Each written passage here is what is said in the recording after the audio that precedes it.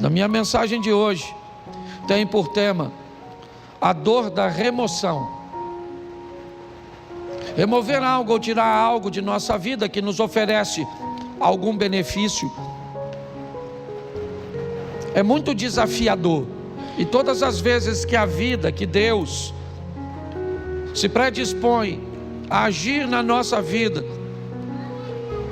para que algo ou alguém seja removido dela, essa remoção, ela vai causar dor, por medo, por sentimento de posse, ou simplesmente por conforto. Normalmente as pessoas não têm dificuldade, principalmente na igreja. Você quer colocar alguém num cargo, ninguém normalmente não te pergunta por que você está colocando essa pessoa no cargo. Aliás, ela é até perfeitamente capaz de entender que ela só está sendo colocada nesse cargo porque Deus a colocou naquele local. Mas se você precisar remover essa pessoa do cargo, normalmente ela quer uma série de informações, de justificativas para cujas quais ela está sendo removida, retirada de uma função, porque na maioria das vezes, quando algo precisa ser retirado da nossa vida, essa remoção, ela vai nos trazer algum desconforto, alguma dor.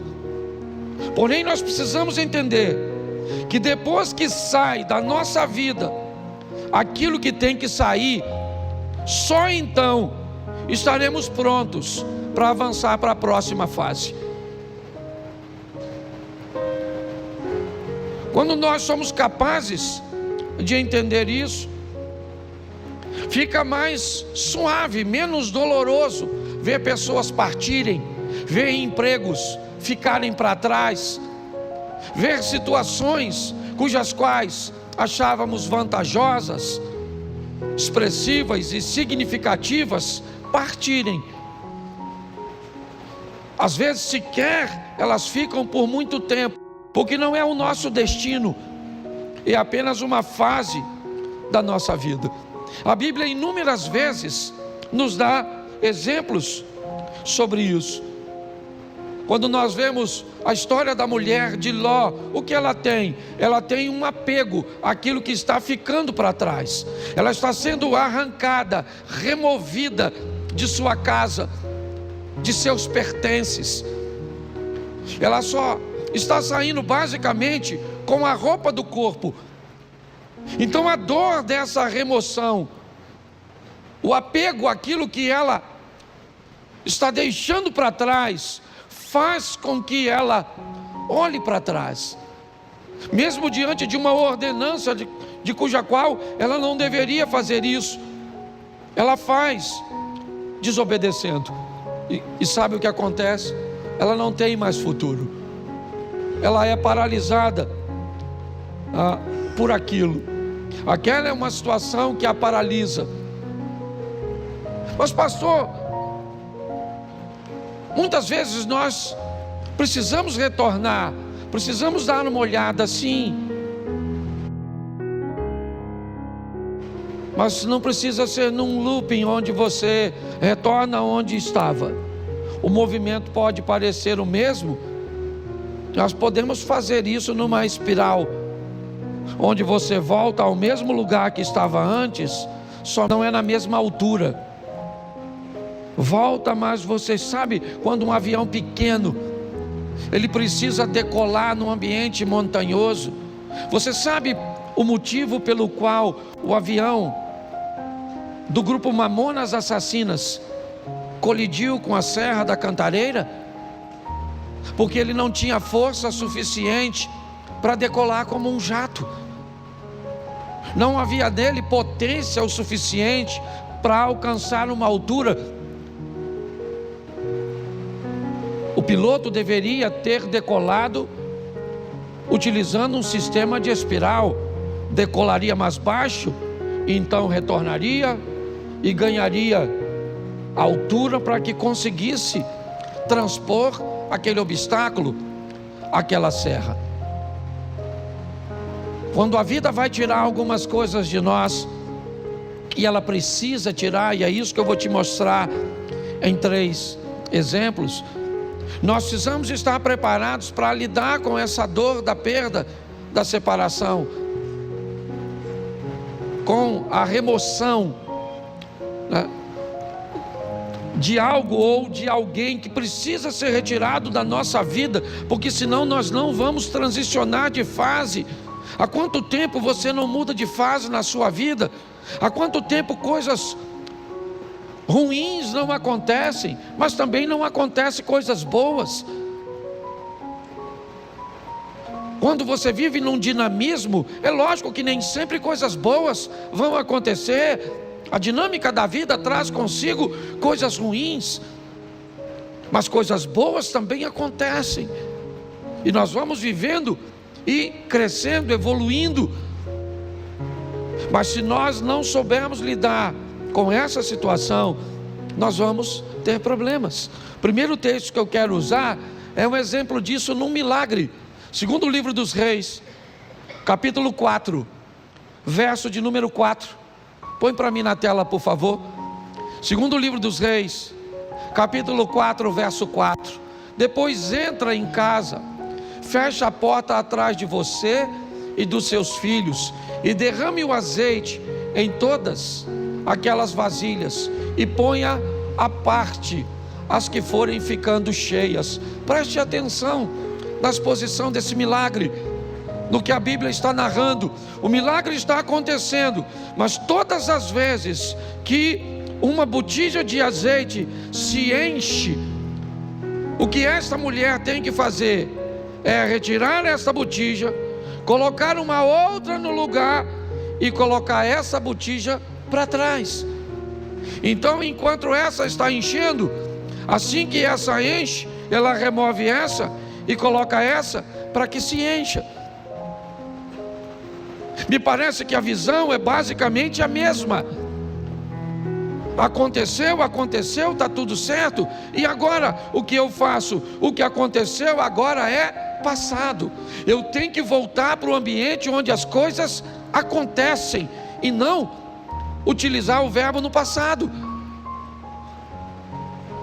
Eu tenho que entender isso. Nós não podemos ficar vivendo, né, a mesma estação o tempo inteiro. Então aconteceu, tá bom, foi bom ou foi ruim, passou, eu tenho que estar pronto para a próxima fase.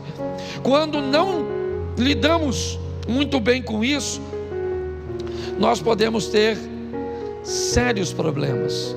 E o primeiro é o pai da fé, Abraão. Presta atenção nesse texto aqui, coloca Gênesis 13, verso 14. Gênesis 13, 14, dá uma olhada. 14, por favor, e não 4. Isso. O Senhor diz a Abrão, depois que Ló separou dele, ou se separou dele: olha para mim. Tera tem 3 filhos: Abraão, Naor e Harã. Harã se casou e teve um filho chamado Ló. E logo em seguida Harã acabou morrendo. Tera deixa Naor em Ur e sai com Abrão, com Ló, com Sarai, a esposa de Abrão, em direção a Canaã.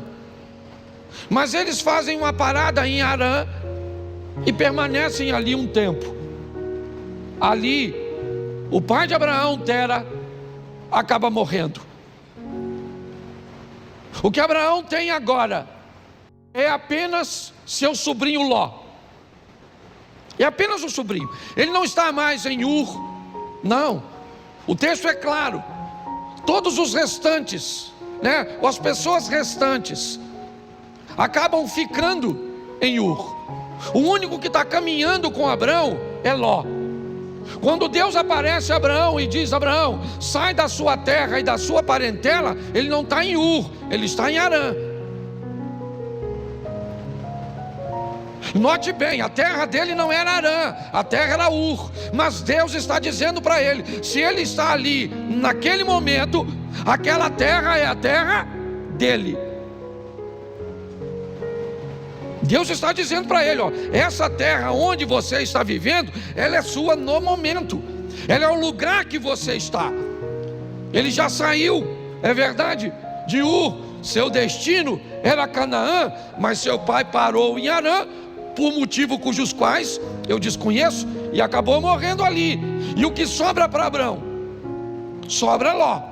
Quando Deus diz: sai da sua terra e da tua parentela, a terra é Harã e a parentela é Ló.